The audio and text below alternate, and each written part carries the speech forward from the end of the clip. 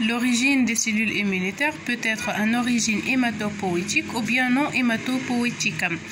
Les cellules d'origine hématopoïétique, ce sont les éléments figurés du sang, comme les cellules sanguines et les plaquettes, tandis que les cellules d'origine non hématopoïétique sont les cellules endothéliales, les cellules épithéliales et les cellules dendritiques folliculaires. Le processus qui aboutit à la production de ces éléments figurés du sang est appelé l'hématopoïèse. Alors, qu'est-ce que l'hématopoïèse?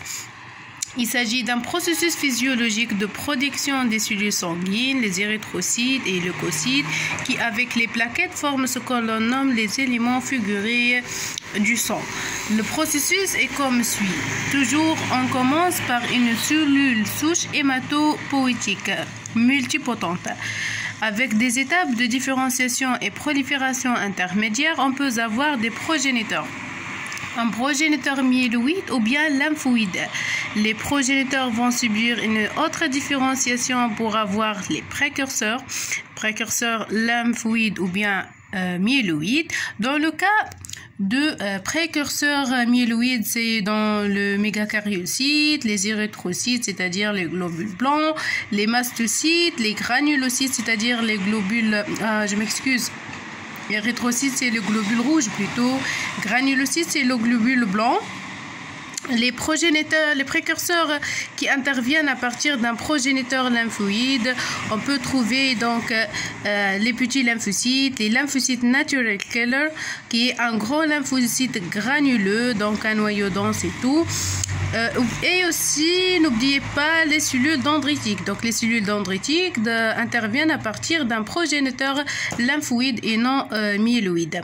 Donc, les précurseurs vont subir aussi une autre différenciation terminale. La différenciation terminale pour avoir donc un lymphocyte T et lymphocyte B. Des lymphocytes B, dans le cas de la réponse immunitaire spécifique, bien sûr, il va subir la maturation, ou plutôt différenciation, pour avoir un plasmocyte protectrice de l'anticorps. Il faut retenir que c'est l'anticorps, c'est l'activité de l'immunoglobuline. Donc, il s'appelle une immunoglobuline d'activité anticorps. Pour les autres, les précurseurs myéloïdes, les mégakaryocytes, après la différenciation finale, vont donner les plaquettes. La maturation terminale du granulocyte va donner les trois types du polynucléaire avec un monocyte. Les polynucléaires basophiles, les polynucléaires neutrophiles, les polynucléaires éosinophiles.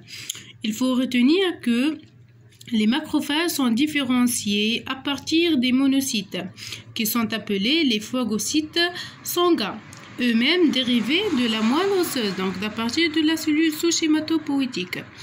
Donc, on parle d'un monocyte dans le cas où la cellule se trouve dans le sang.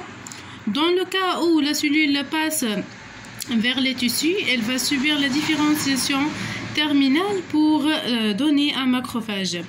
Déjà, on parle que lorsqu'un monocyte infiltre un tissu en traversant l'endothélium vasculaire par diapidèse, il subit la différenciation pour devenir un macrophage. Donc, on peut comprendre que le monocyte est un précurseur de macrophage.